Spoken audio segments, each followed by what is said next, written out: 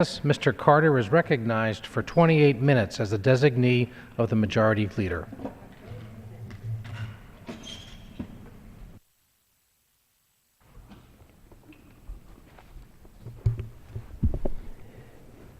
Thank you, Mr. Speaker. There we go. Mr. Speaker, we have got a lot of hard work to do in the next about 3 months around this place. But I want to talk tonight about a process that we have brought upon ourselves, and now we are faced with what I think could be one of the greatest catastrophes in modern history of the United States, and that is almost the complete destruction of our military through a process called sequester. We use a lot of big words around this house. That's one that half the people in this room and that sit in this room on a daily basis don't even know what it means, to be honest with you, but they know what the process does. And it's across the board cuts across every level of government. But the reality of these cuts is that, at least in the current makeup of our government, with so much of our expenses in this government being mandatory spending and what we call entitlements, the lion's share automatically falls upon the military, the Defense Department.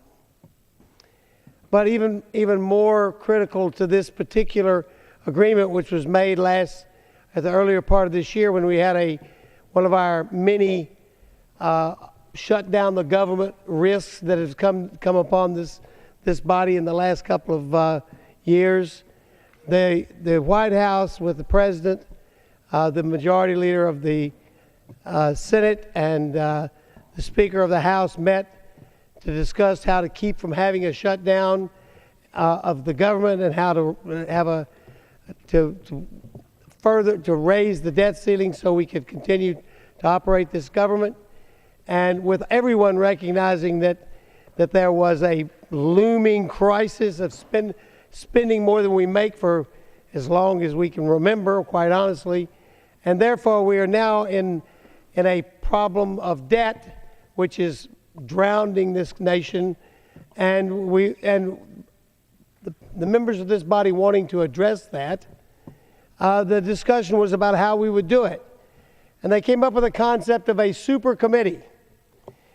Most of you that keep up with current events know that we formed a super committee whose purpose was to go and to come up with the cuts from the appropriate parts of this government so that we would reduce the spending over $1 trillion, and thus we would start ourselves down the road to fiscal responsibility.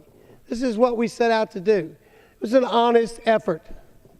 Let's be frank. It was an honest effort. Everybody, whether they were reluctant to do it or not, they recognized that this was the issue that was before us. The question was how to do this, and they came up with this super committee, and with an agreement, they agreed that if the super committee failed, then the process of sequester would replace the actions of the super committee. There will be a political debate that would be back and forth as to who killed the effort in the super committee, but whatever fault may lie wherever it may lie, the super committee failed. Those of us who were in this house and asked about sequester and looked at it and worried about it as the vote came up and whether or not this was the right thing to do, we asked the question of the leaders here, and I'm sure on both sides of the aisle this question was asked. So what happens if the super committee doesn't perform? And we were told sequester, which is the worst possible thing to happen to this house. And I think both sides of the aisle agree to that. But don't worry. It's never happened. It never will happen. We will do the right thing. Well, the committee failed. It is almost August. And quite honestly, the number of legislative days left before the election can almost be counted on these two hands. And we haven't addressed how we're going to do this. But the folks who may most be affected have no choice but to address it. And the agreement that came out of the meeting between the President and the Congress was that roughly half the 1.1 trillion, I believe it is, number would come out of the Defense Department, and the other half would come out of domestic spending. Well, the Defense Department, being the Defense Department, and having to have, they cannot function without planning, are already planning what they would have to do in case this occurs. And so I want you to realize what we talk in big ideas and issues around here, but the reality is this. This is about a bunch of people who chose the profession for their life of defending our nation. And we shouldn't ever forget this, that the ordinary soldier, sailor, airman, Marine, and Coast Guardsman that volunteered to join their branch of the service chose the service, most of them, as their profession. This is not the old draft military of the Second World War or the Korean War or the Vietnam War or the Cold War. This is a volunteer military. This is a young man or woman saying, I choose the job of fighting for my country. This is what I choose to do with my life. I will earn my way. I will earn my promotions by being a good warrior. My wife and I, when we first learned that we were going to have the honor of representing what we call the Great Place, Fort Hood, in Texas, we wanted to meet with soldiers, and the place we could find them to meet with us around the Thanksgiving time was in Korea. And we went and met with Fort Hood soldiers in Korea. Most of them were from Texas at our table where they're talking to us. And I asked a question. I was new to getting to talk to the ordinary soldiers. These were just ordinary soldiers. There may have been a couple of sergeants there, but most of them were not highly ranked. And I said, okay, how long are you guys going to be in Korea, guys and gals? And they said, 3 months, 6 months, whatever time period was. I said, okay, what do you want to do next in the Army? Oh, we want to go to Afghanistan or Iraq. This is back in 2004. From someone who comes of my age, who comes from the memory of the draft army, that was a shocking answer. We want to go from this place in Korea to the place where the war is. And we would like to go directly there. 19-year-old kids like my son coaches in football and baseball back home, kids that could have been the same kids that played on the team the year before, were sitting there at the table telling us, we want to go to war. And I said, I'm kind of taken back by that answer. It was unanimous, by the way. 8 people around the table, all unanimous. We want to go to war. And then this young tow-headed 19-year-old soldier said, sir, that's what we are. We're trained warriors. That's what we do for a living. We fight wars. And we want to go where our country needs us. We want to go to war. Not because we like war, because we are professional soldiers. We do this for a living. This is a mindset that goes back in history a long ways. Some of the greatest armies in the world had that mindset, that this was the job we chose for our life. Now, because we have been not willing to live within a budget in the United States, and we're all at fault, every one of us. But the people in this house, both sides of the aisle, we're all at fault. We spend more than we make, and we wonder why in the world it doesn't work. How many people sit at home looking at their household budget and say, my gosh, we're spending more than we make? No wonder it doesn't work. Well, that's like the law of gravity. It's a natural thing. You can't spend more than you make and not ultimately be in trouble, even when you can take it out of other people's pocket like the government. So now we are faced with a crisis, and we're talking about a solution on that crisis that's going to fall on the back of that 19-year-old kid that talked to me in Korea. Because his goal in life was to rise in the ranks by being a good soldier. And as a good soldier, his job, if he did a good job, he would be promoted and he would rise in the ranks. And maybe in his heart, his goal was to someday be a command sergeant major of one of the commands in the Army, kind of the pinnacle of a career of the ordinary soldier. And because we spend too much and can't agree on how to cut it, so we're going to have to go to automatic cuts, that young man's job is at risk. Now, the president says he is going to protect the jobs of the soldiers. And I hope what he means is he's not going to fire anybody. Although one of the papers that I was reading an article in, it said he's not going to cut the pay of the soldiers. I happen to be blessed with one of the things that I'm very proud of in this body is I am a co-chair of the Army Caucus here in the Congress. And I've heard the generals talk about what sequester means to the Army. And it means cuts of 100,000 to 180,000 soldiers.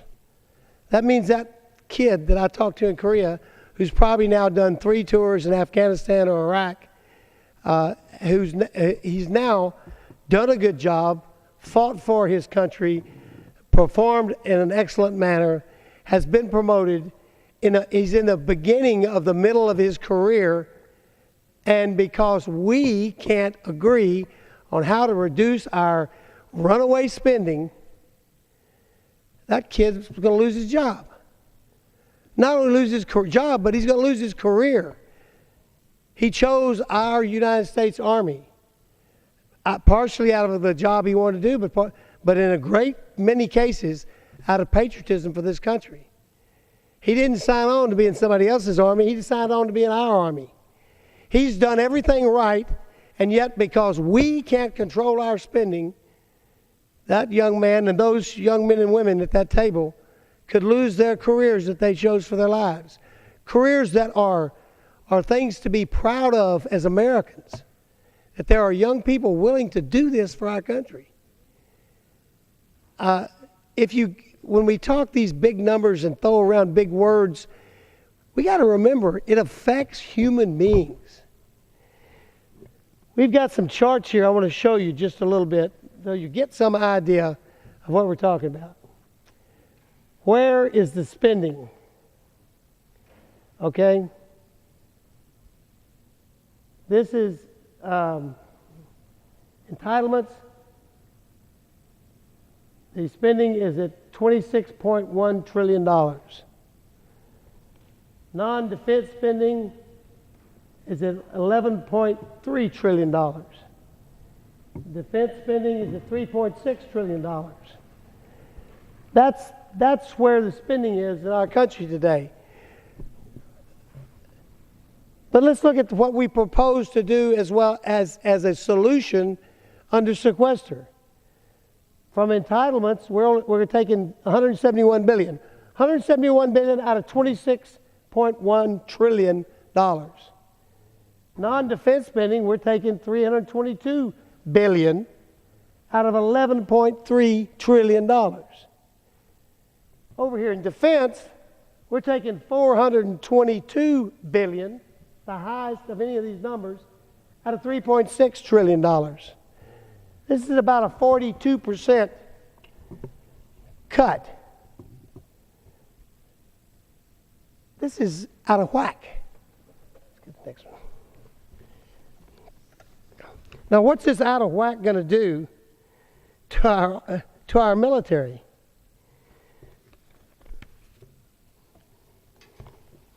Let's start off with, what are we talking about right now in the country? We're talking about our economy. We're talking about getting ourselves out of this slump we're in and putting Americans back to work. Is anybody think it's a good idea to create a program that loses American jobs? To me, I just can't fathom it. But according to CNN, 1 million jobs will be lost under sequester. That's not military jobs. That's the people who provide goods and services either directly for the military or sell it to the military. And here's something else that's pretty frightening. As we look down the road at this sequester program, the law under the Congress, that's created by the Congress, signed into the law, says if we anticipate the loss in an industry of jobs based upon the actions of this body, they have to pass out pink slips 60 days before that might happen, and in some cases 90 days. Well, the drop dead date on sequester is the 2nd of January of next year. So if we do nothing by the 2nd of January, we're going to have these cross-the-board cuts. We're going to have 1 million people get pink slips in either October or November. Now, how is that going to rise the enthusiasm for growing our economy in America? It's absolutely as destructive as it can be. We have a responsibility to try to do something about this. And we can't keep kicking cans down the road in this body. If we do, one of these days we're going to have to get a broken foot. And already there seems to be a brick in the can. So this is serious stuff. We've got real people's lives being affected in the military. We've got real people's jobs being affected in the defense industry. These are people that go to work just like everybody else in this country. Somehow we hear the word defense industry and we assume some kind of fat cats. Go over to one of the defense industries and see the machinists and the guys that do all kinds of jobs, that create these great instruments that are instruments of war that we use for our military, and also instruments of peace. All these things are at risk, and the people who do those jobs are at risk right now as the direction of sequester. I say I'm joined by my friend Mr. Bishop from Utah. Would you like to jump in here and let's talk a little bit about this? You're on the Armed Services Committee, I believe, and so I'll yield you whatever. We got 20-something minutes to start, and so we're down to what? The gentleman has 10 minutes remaining. We got 10 minutes left, so want to tell us your view from the committee. Well, I appreciate the gentleman from Texas taking up this particular issue. I promise you'll get a few minutes to finish this one up here as well. Can I start just by moving off where we are for just 1 second and going back to my real love, which is still baseball.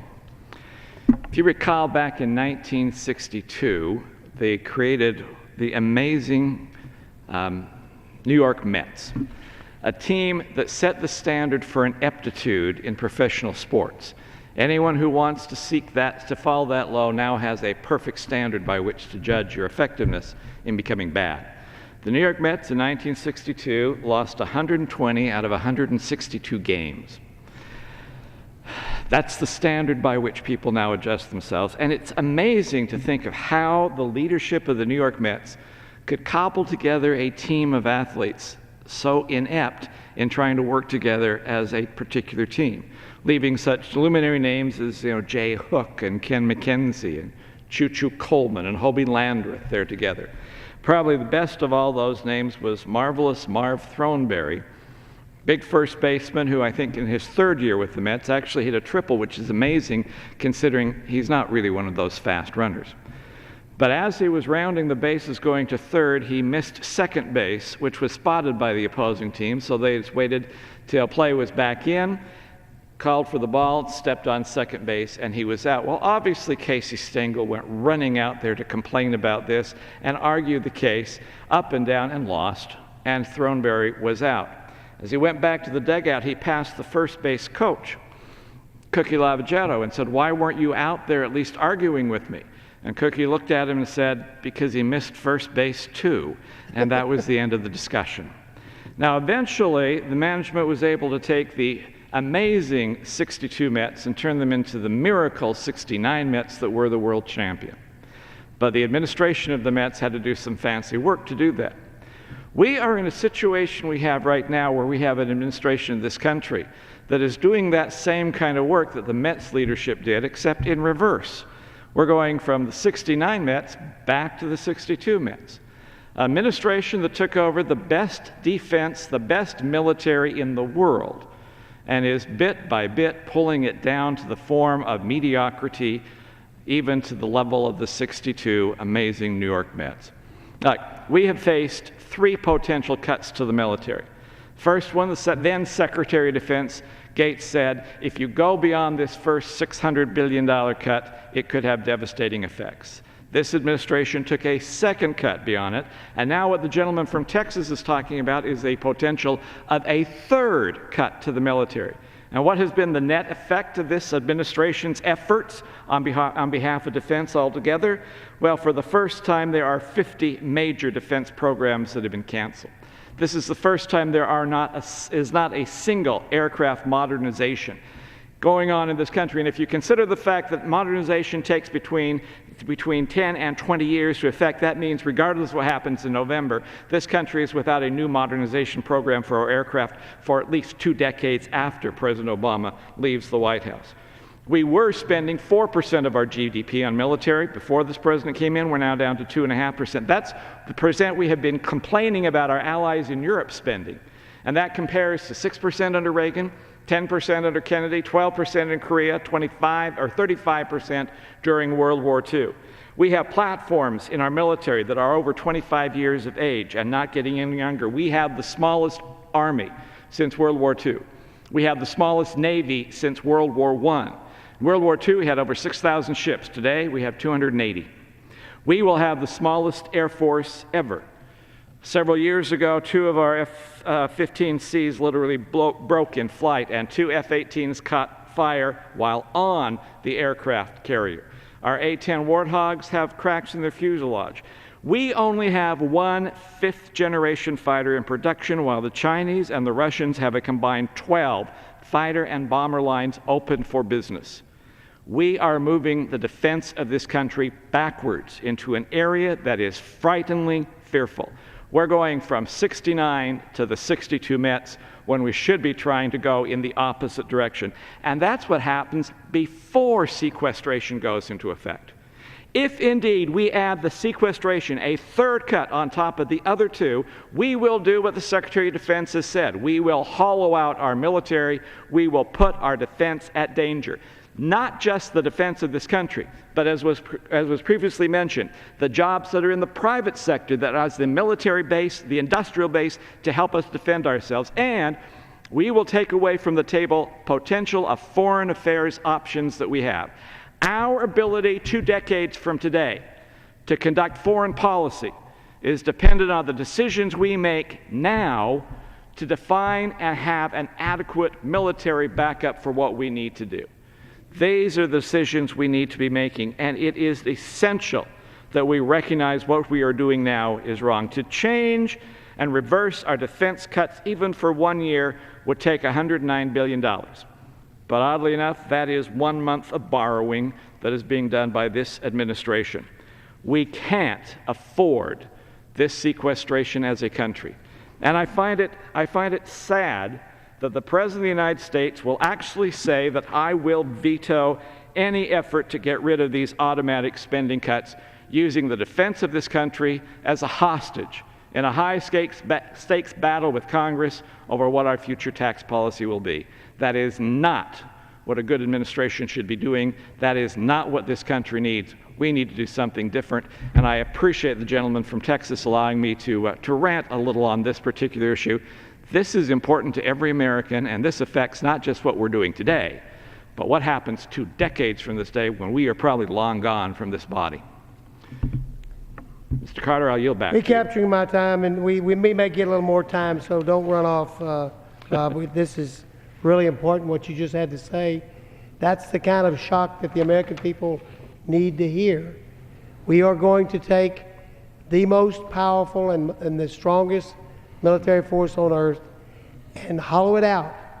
And when you ask a commander to explain a hollow force, he will say, on paper, it'll look like a combat brigade. But when you go down into the various jobs that must be done to have an effective fighting combat brigade, you will find there is no one in those jobs. Therefore, it is not an effective combat brigade.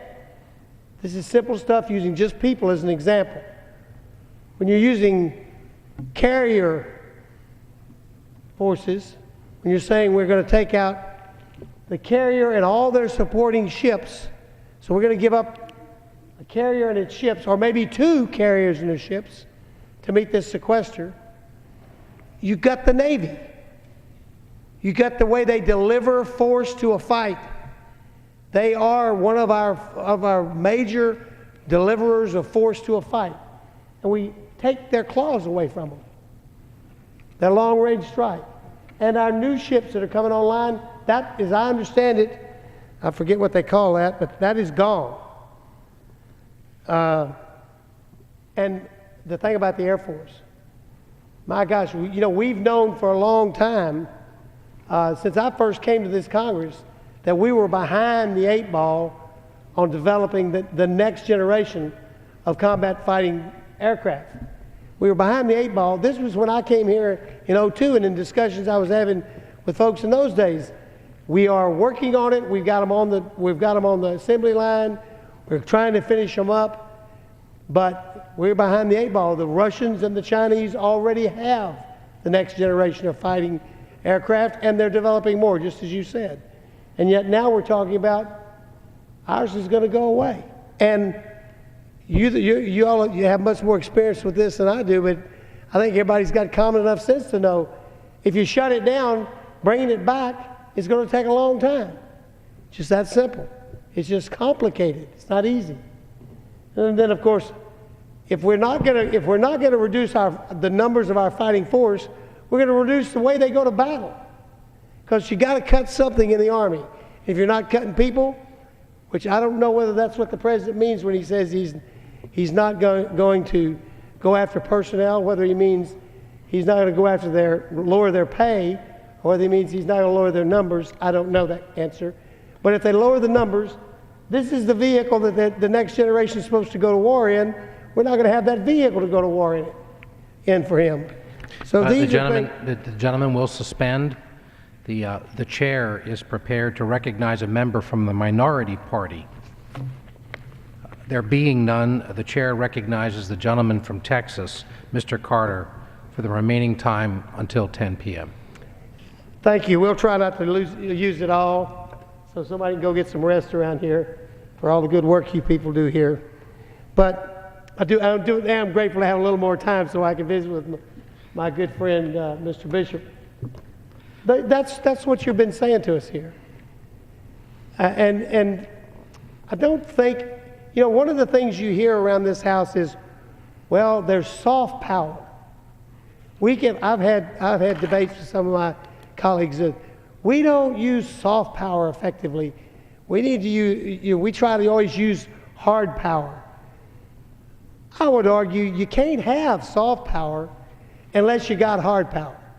All the sweet talk in the world, if you don't have it somebody to back you up on that you can ultimately punch them in the nose, it ain't getting you anywhere. And if we're taking the punch out of our military, what are we left with? And by the way, I think even those young kids that are not getting the kind of history lessons they should get these days probably know from somebody telling them that the last time we took our military down to this level, we had an event called Pearl Harbor.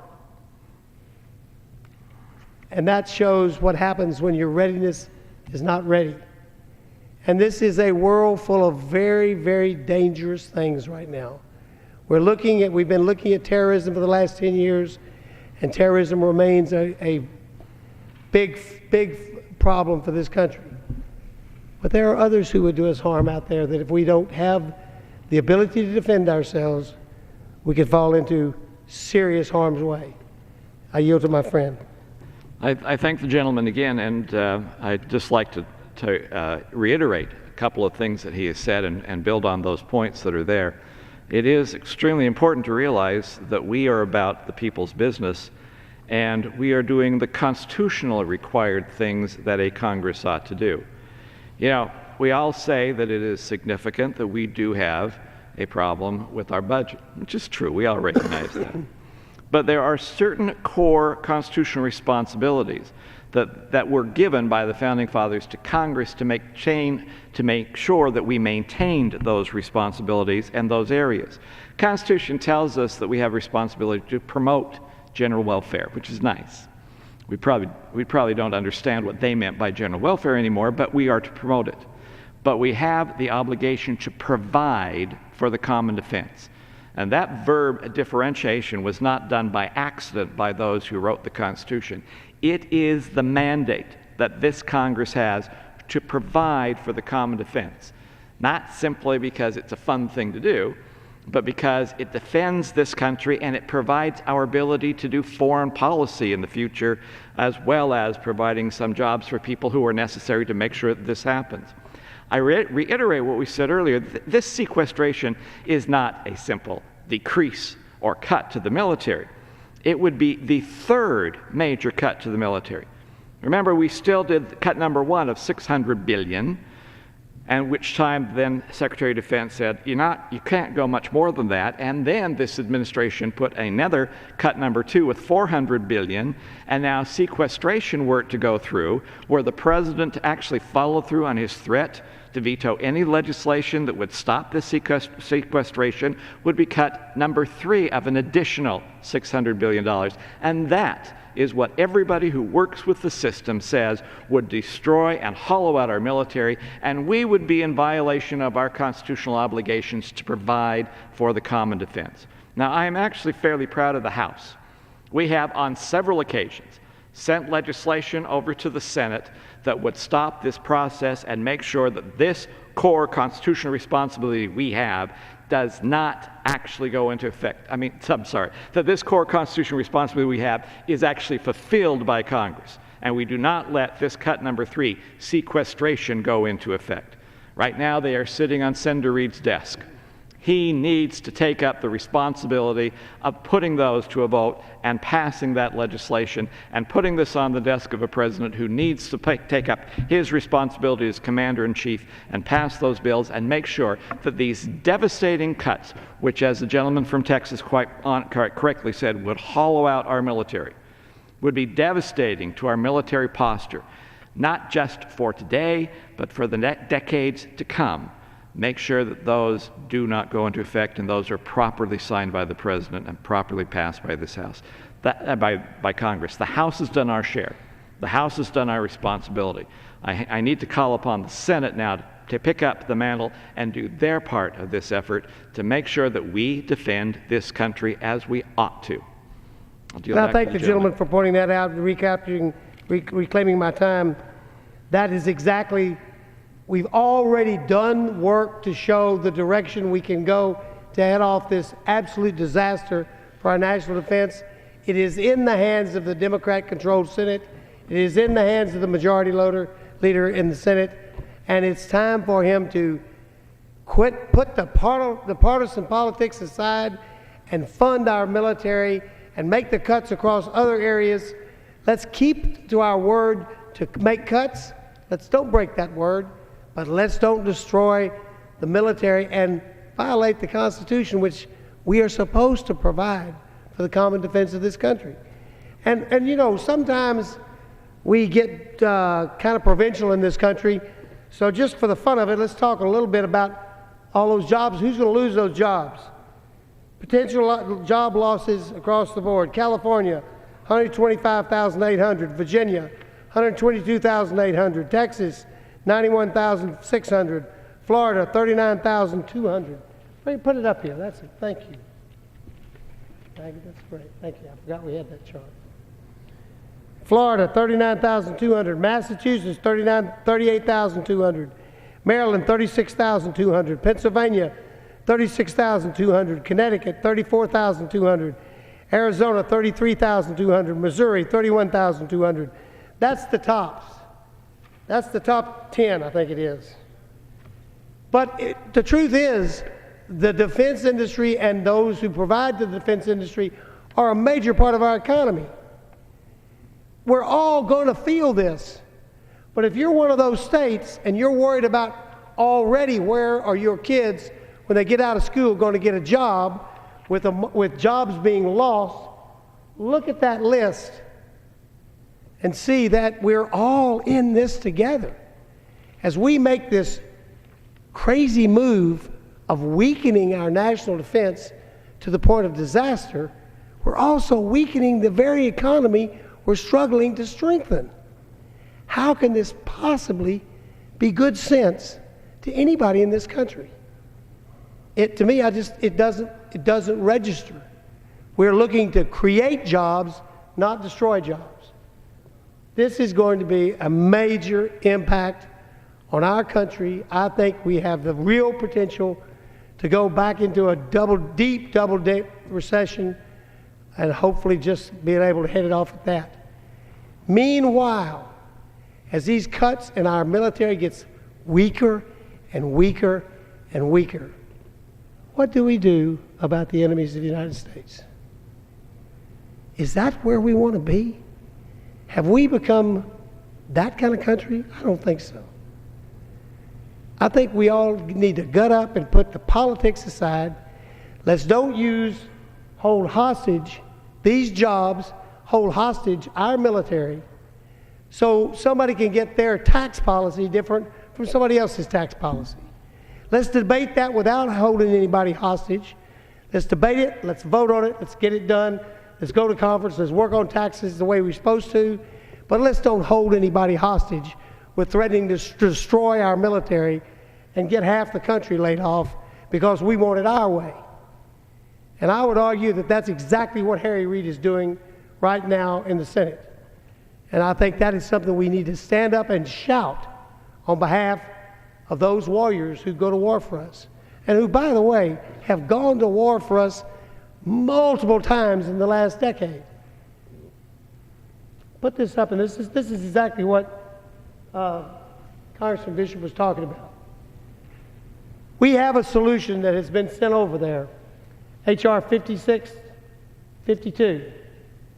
Replaces $78 billion in defense cuts with $316 billion in cuts over 10 years, and the cuts come from across the board: agriculture, energy and commerce, financial services, judiciary, oversight and government reform, ways and means, instead of all out of the Defense Department.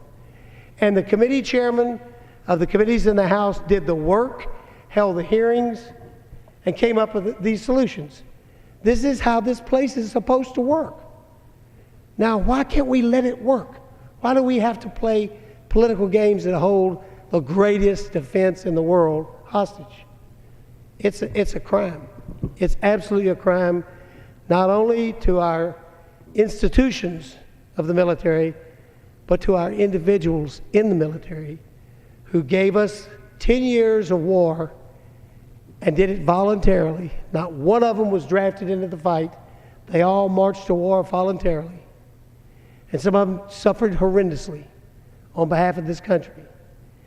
And they got promoted, and they were rising in the military, and with one fell swoop, because we refused to do it the right way. And the Senate wants to hold tax policy before the goodness of the Defense Department. These guys are going to lose their jobs. And those people aren't in those unemployment figures. These are industry figures we're talking about. But what about the guy that fought for you for 10 years, and you've thrown him out of a job when he's been promoted? He may be a staff sergeant for all I know. a kid that I met in Korea almost 10 years ago. And yet, you know what? We're going to fire the kid, even though he has been a good soldier. And what are you going to do with him? He's got to find a new job, a new career, and he chose defending his country as his career. And if through no fault of his own, but through the political will of the Senate, at least the majority in the Senate, he gets his job taken away from him and he's out on the unemployment line. Something bad wrong with this whole picture. I'm not going to take all the rest of the time, Mr. Bishop. If you have, I'll yield back to you if you have anything you'd like to say in conclusion, and then I'll wrap it up. But I am really grateful for you coming down here because your insight coming from the committee and hearing this day in and day out. I know y'all have held numerous hearings on every issue, and I really appreciate you coming and sharing that with us. I'm just grateful to the gentleman from Texas for actually broaching this issue. Jobs are important, but it's not just jobs for the sake of creating a job. This is a job that is essential for the defense of this country. This is our constitutional responsibility, and we need to take that seriously. Sequestration is basically, as you said, I think at the very beginning, it's not what was planned here. It just kind of happened. It was a failed policy that happened. Now is the time to actually become adults about this and recognize sequestration will not only destroy jobs, but it will destroy the defense of this country, and our responsibility is to make sure we defend this country and give every capability that when we send somebody into harm's way, they have the equipment that is necessary to make sure they come back successfully. We don't want a fair fight. We want America to have the best of equipment, and that flat out won't happen if we go through this big cut number 3 that we call sequestration. I thank the gentleman for allowing me to say something about this important issue, and I thank you for bringing it to the attention of the American people, sir. And I think a good point that you've clearly made, sequestration should be a definition of the failure of us to meet our constitutional responsibility. And it just can't happen. So I want to end by encouraging both sides of the aisle and all my colleagues in this House, let's get this deal done. Don't gut our military. Let's come up with other solutions. And for goodness sakes, let's don't sell out the people who've gone to war for us for the last 10 years. Mr. Speaker, I'll yield back the balance of my time. The gentleman yields back.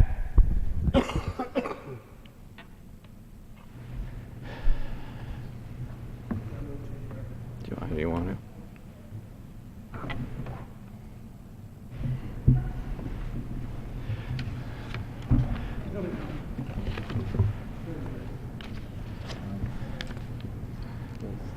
Hey, through? Utah have a motion. The gentleman from Utah have a motion. Does the gentleman from Utah have a motion? Mr. Speaker, I move the House do now adjourn. The question is on the motion to adjourn. Those in favor say aye. Those opposed, no. The ayes have it. The motion is adopted. Accordingly, the House stands adjourned until 10 a.m. tomorrow for morning hour debate. The House debated a number of bills today, voting on 3 of them, including legislation that would have banned abortions in the nation's capital after 20 weeks of pregnancy. That bill was brought up under rules requiring a 2/3 majority.